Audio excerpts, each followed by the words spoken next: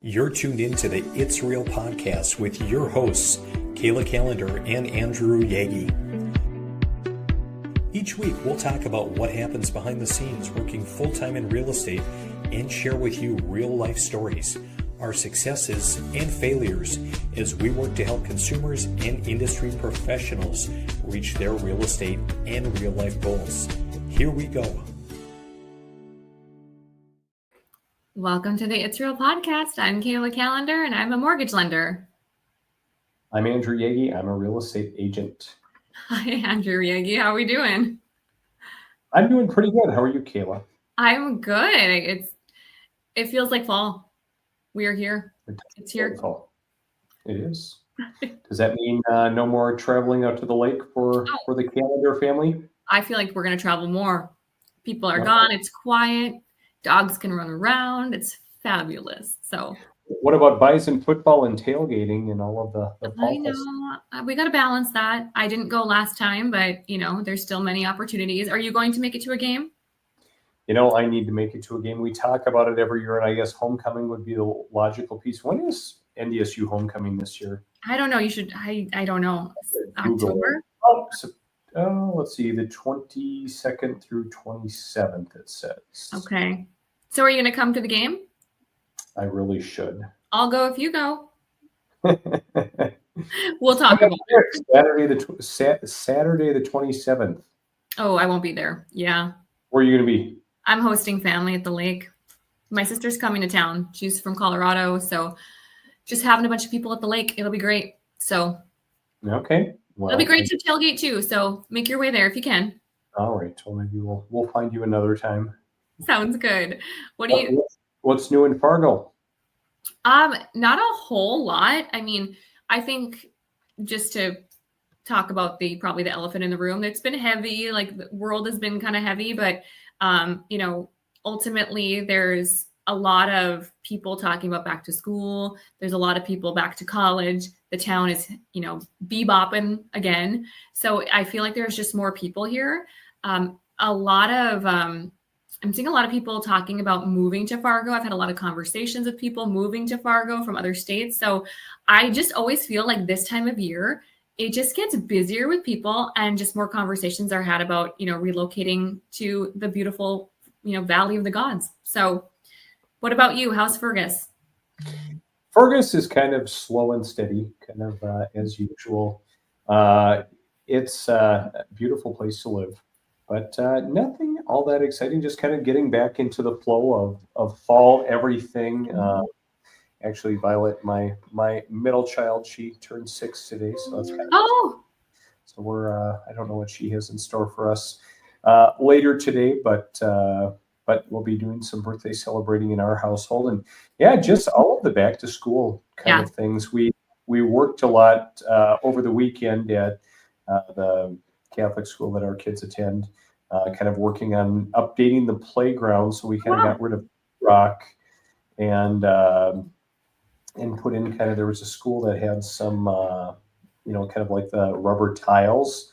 And so we worked over the weekend, a bunch of volunteers, lots of hours. We've got almost complete, not quite. We ran a few tiles short, but that was kind of a fun, kind of rewarding project. We worked on a little bit, and just trying to improve things, for the school, for our kids, and future generations as well. Yeah, that's awesome. I would say that you stay busy, especially you seem very involved with your kids' school. You seem very involved with, it seems like you guys are doing quite a bit. Do they have a lot of, being a Catholic school, is there a lot more activity that like parents are involved with, or I suppose you might not really notice compared to like public school? I'd say parents and families are probably more hands-on, unlike public school, like it's a lot of public funding. So even a project like this, it's like $120,000 project if we were to hire a company, and basically I think the tiles were $8,000 on an auction.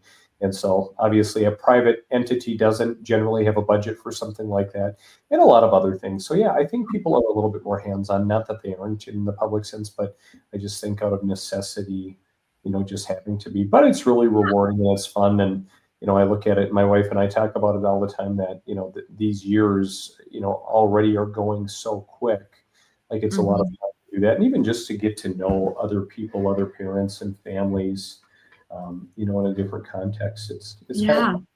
That's awesome. Well, and happy birthday to your daughter, and congrats on getting back into a schedule. It's kind of nice, isn't it? It really is, although, the days just fly. And even, I feel like the load of homework isn't huge, but still when you stack activities and everything else on top of it, like it's, the weeks just fly by, Kayla. Yeah, I love that. Well, back to fall. It seems like it's gotten busier in real estate. I feel like it has. What are you seeing in the market today? What are you seeing in the last week or so? Yeah, well, I guess keeping in mind that our market's a little bit smaller, and we have a big lakeshore market. So, the lake season is about done. So I did have a really great conversation with some lake buyers who actually are going to come up this weekend and look at some properties. So it's still on people's mind, I think, as far as where they want to be next year, but the lake market as a whole has really, really slowed down. I would say still in our market, the really attractive home options, the ones that are really affordable and priced right, are still moving pretty quick. And again, a lot of people thinking, hey, I want to get into something this year or before winter, they're making moves. But I would say it's probably back to a more seasonal norm, which is so hard. It's even hard for me to wrap my head around just because the market has just been go, go, go. Yeah, I agree. And there has been, I'm seeing, a lot of lenders got out of the business, Andy. They came in the 2021 year. It was busy. But we're seeing a lot of people that have gotten out of the business. And the reason I bring that up is that, when these rates have dropped, we're seeing people wanting to refinance. And we're seeing a lot more on lenders' plates because there's fewer of us. So I'm seeing, hey, I used to work with this lender. They're no longer in the business. Can I refi with you? Can we talk? So I feel like too that maybe lenders are experiencing a little more, I don't want to say pressure, but more business because there's so many that have gotten out of it. But on the other hand, you could probably say the same for real estate agents, that there's probably been a lot of real estate agents that have gotten out of the market too. Do you feel like you've taken over like more market share, or, what are you seeing on that front? Well, obviously, as being a newer agent and, in the last 5 years, obviously, all of the potential business that I've done, somebody else would have done in the past. So, yeah, for sure, we've taken market share. I would have guessed that more agents would have gotten out of the business, than what I've seen and, what I see in the rosters. I think I haven't looked at numbers lately, but of course, last year we know that it was the slowest year in 30 years for home sales. And I think this year's going to be a little bit slower. It's going to be marginally less. So I think that we're going to see a few more people who are going to be exiting after this year. Just, I think it's inevitable. And so, I think there will be more. Our team, we continue to grow. I know you're growing your team, and we're looking, as I'm sure you are as well, like, hey, what are some ways we can use AI, to help bridge the gap to actually cultivate some of these leads, to work some of these leads, just because one of the biggest problems we have, and I know you have it more than I do, is that, boy, like there are so many demands out there and it's impossible to stay on top of every single individual and every single lead. And so we've been trying a variety of tools. One tool, I will say that we just were trying was kind of a fail, an AI fail, in that this AI bot was, basically committing me to appointments that, in person, that it's like, okay, that doesn't fit my schedule. And about sending individual information via Google Drive or via text message, which it can't do. So it was maybe a little bit of an overzealous AI tool. But I will always say that it's good to be on the cutting edge, and it's good to kind of dare to be wrong. And even if it isn't perfect, to roll the dice to try something versus not doing something at all. I love that though. I have a lender friend down in Texas. Shout out to Ken Travis. He is using AI to book appointments, and he found something that, worked super well. And it really, was so intelligent in asking questions, and it saved him time, but then he was able to just, get the basic details about a client scenario. And then he was able to speak with them. So there's probably some really great software out there. And I applaud you for trying, because, before I remember hearing about this, Andy, and being like, that's weird. Like, who would use AI for that? Well, people are using it, and truthfully, it's not to replace us, it's to help elevate us so that we can shine in our best ability and our talents can be used for the client's good too. And so are there any other things that you're using technology wise, like AI wise? Yeah, I mean, so obviously we talk about using Chat GPT and using things like that. I've used Grok. We've got Google's Gemini, which we'll use once in a while. Using this particular platform that I was just referencing that we use in conjunction with a lot of the video ads we use to market properties. Because again, like I might be shooting a video with you right now as we're doing our podcast. There might be a lead that's coming in, and we all know it's about speed to lead. In really just about any area of life. So if I'm talking to you, I can't necessarily engage with that individual. So that's where AI comes in handy. One of our behind the scenes platforms that we use kind of for our website, it's had some AI texting functionality. They added calling a couple of years ago, which we really haven't done, but now they're really branching it out because it could only call the leads it generated for compliance reasons. But now they're unveiling more. In fact, I was just watching a video on it right before we connected here today. So I'm kind of interested just to see, what other ways we can use AI to streamline things going forward. I love that. I think that if you're not adapting, if you're not using AI, I feel like you're going to fall behind. I know where I work, we have it's kind of like an automated system. It's like a automated underwriter, if you could say. It's not technically like AUS, but it's called Guideline Guru. And any question that I put in, like, can a client buy an investment property with X% down, or could I get a gift of equity for whatever? And what's really great is we aren't, bombarding our underwriters. It pulls guidelines from Fannie, Freddie, FHA, USDA, VA, and it really is incredibly helpful. And you think about where our underwriters shine, and it's probably not just answering questions because they've got the experience when you have guidelines right there. And that has been a powerful tool. And I know there's other tools for income, like calculating some borrowers' income is really difficult. It's complex. There's certain systems that you can plug it in. Well, when I think about that, I think about quicker pre-qualifications that are done for clients, thus quicker offers. So there's a lot of tools in mortgage I know that people are utilizing as well. And it's just to help give us lift, not to technically replace us. So. Well, I know I was just reading the other day, and CNBC was reporting on it online that there's a company out there teaming up with Fannie Mae with AI to sniff out mortgage fraud. And again, we know that there's fraud everywhere, as we've seen, especially in government in the last year.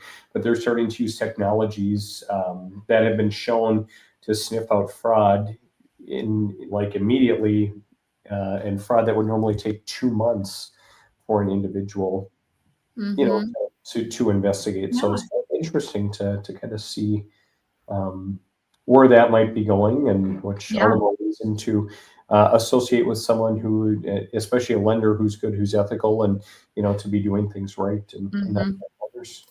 Absolutely. Well, I know that AI is not going away. It's only going to enhance and help. And ChatGPT, I now have as like an actual icon, like where my text messages are, because I use it so much. And I made the mistake of asking it, what is my curse?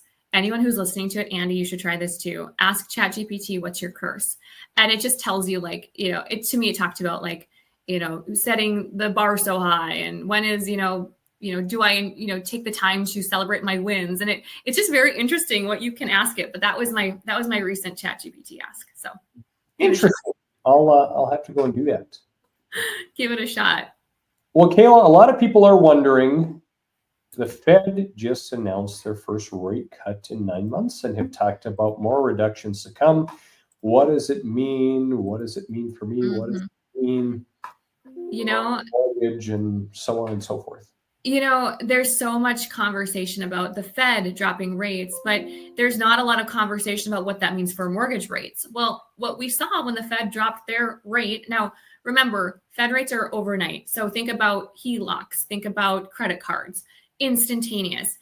Mortgage rates do not follow the Fed rate. And so we actually saw mortgage rates tick up. So as you can see, rates are up. And so 99% of my clients locked in anticipation that we might see this. Our last two rate drops that we've seen with the Fed have caused mortgage rates to go up. Now, not to say that it's going to last, but that is what we've seen with mortgage rates. So overall though, Andy, rates are still lower than they have been in some time. And we're seeing a lot of clients take advantage of it. We're seeing a lot of individuals have more affordability. Maybe they can go up, instead of 250 in a price, maybe they can go to 260 now, just depending on what program they're in and how it impacts them. But it's caused a lot of conversations. And I've got about a dozen clients that are looking to refinance right now where they pulled the trigger. Maybe they've been at 7%. I think if you're at 7% or higher, you should be having conversations.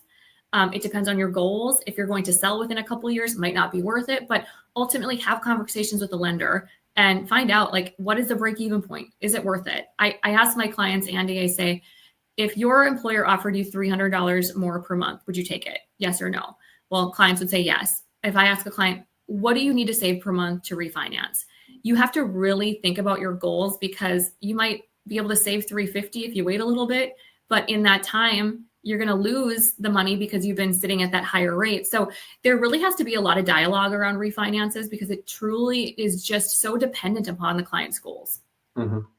Yeah. So, yeah. No, it's interesting. And I think that, kind of what I've read out there, I mean, so obviously we've seen this before, and notice that mortgage rates have kind of priced in the anticipated rate cuts. So a jump, things staying kind of level. Hopefully we'll see some more cuts or more talk. I have a feeling that the Fed's going to kind of take a look and say, hey, what does the market look like? Because of course, a lot of reasons this cut happened was because of the employment numbers that came up, and the economic numbers haven't been as rosy as one would like. So I think they'll obviously kind of sit and wait and watch. Hey, did this cut have a positive effect? Was it enough of an effect? Was it not? And at which point they'll reevaluate. But hopefully we'll see mortgage rates continue to drop, which is really going to help. I mean, I have a lot of buyers, I'm sure you do too, Kayla, that would really, really benefit from some additional cuts in lower mortgage rates. Yeah. And I think it's kind of twofold too. You also have sellers that maybe are like, to go from 2.875 to 7 is really tough, but they might feel more comfortable selling too. And so I think though, you can't time the market. The people that were buying that could take advantage of those rates had to have had a contract in place. So the people that, and we both know it takes time to find a house and to make an offer and get accepted. So it's really hard to time the market. And that's where I go back to say, focus on your time in the market, because what is the stat, Andy? Every 15 years, real estate doubles. So, when you think about that, waiting 3 to 5 years, you're losing out on that appreciation. And so I always just tell people, if home ownership feels like it's right for you and you feel good about the payment, you feel okay, it's comfortable, think about all the other benefits involved. So ultimately, I think that we will probably see rates decline. I don't have a crystal ball. If I did, I'd be a very wealthy woman. But I think that we'll see a slow trickle into 2026, especially. Mm-hmm. But we'll see. And you'll get some additional insight, because I think you're going to a convention of sorts, Kayla, in which you may be actually not just attending, but maybe speaking as well.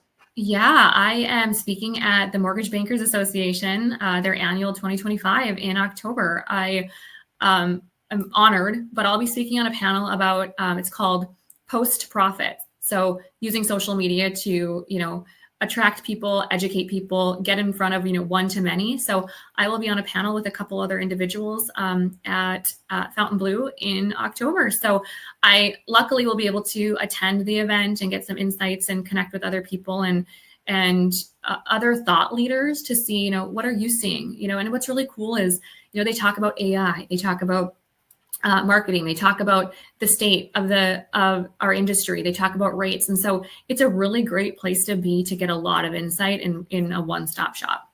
That's impressive. Good yeah. for you. Yeah, thank you. I appreciate that. Come join if you want.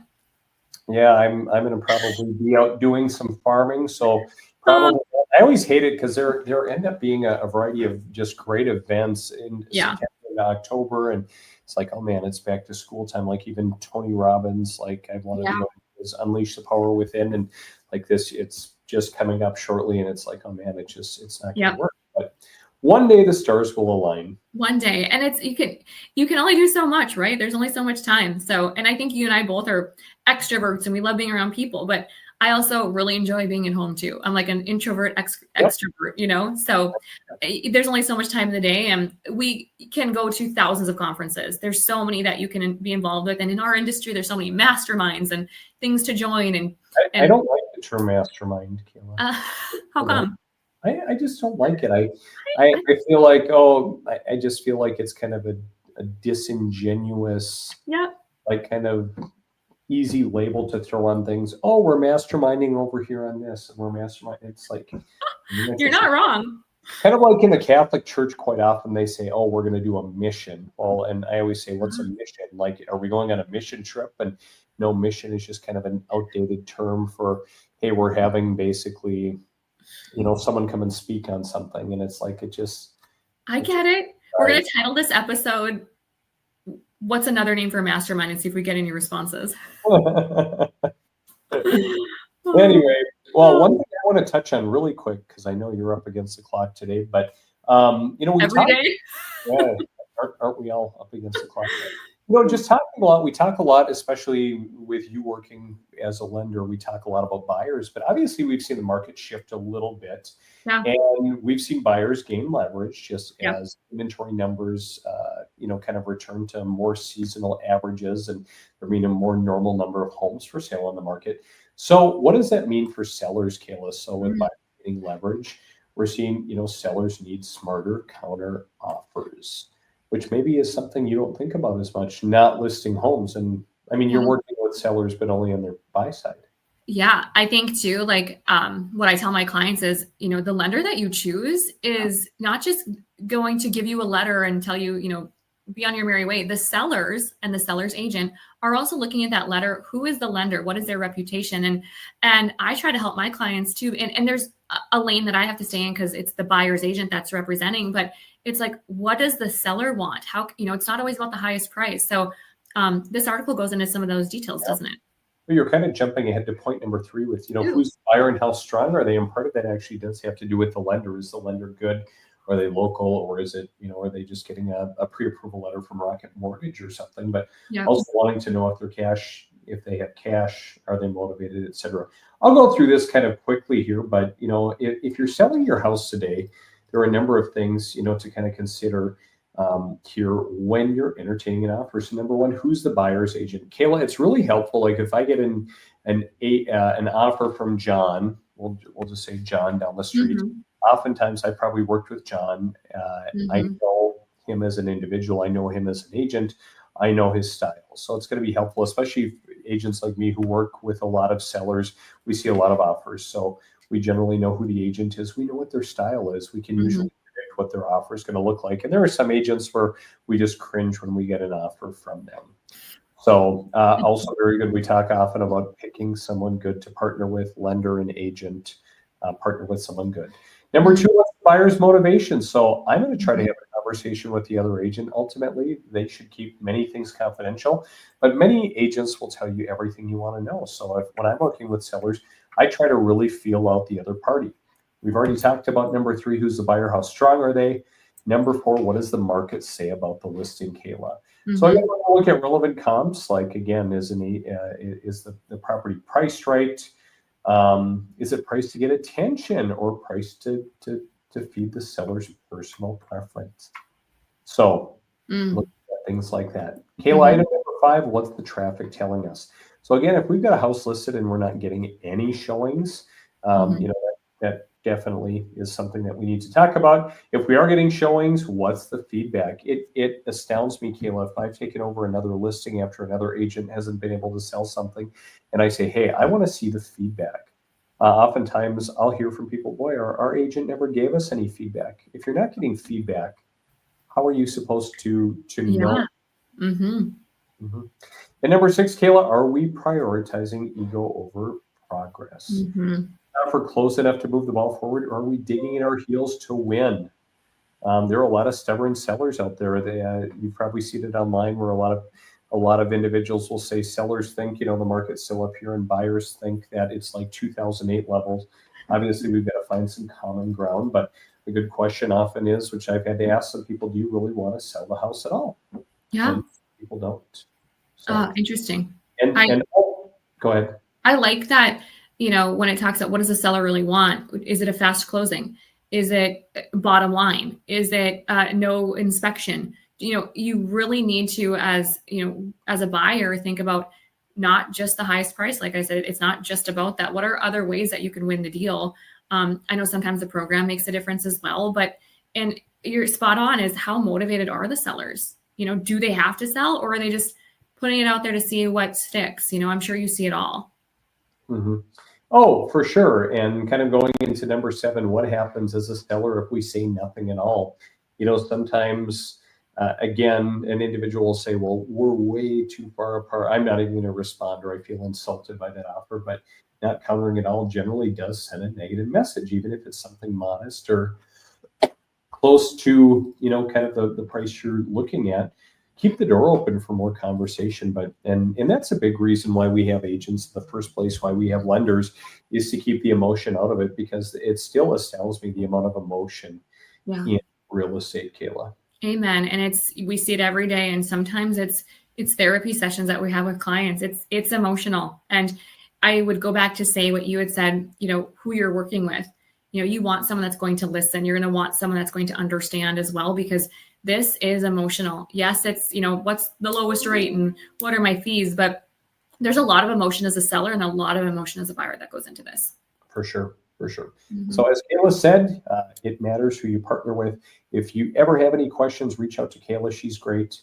I'm always happy to visit as well about particular, circumstance, or reach out to a professional of your choice. But reach out early, reach out often. Don't wait till the day you think you want to go make an offer, only to get beat out because of a lack of preparation, Kayla. Mm-hmm. Amen. The only thing you're out by being prepared is you're out a little bit of time. And either way, when you make an offer, you're going to have to put in the work with the application anyway. So why not be proactive and get it done sooner than later?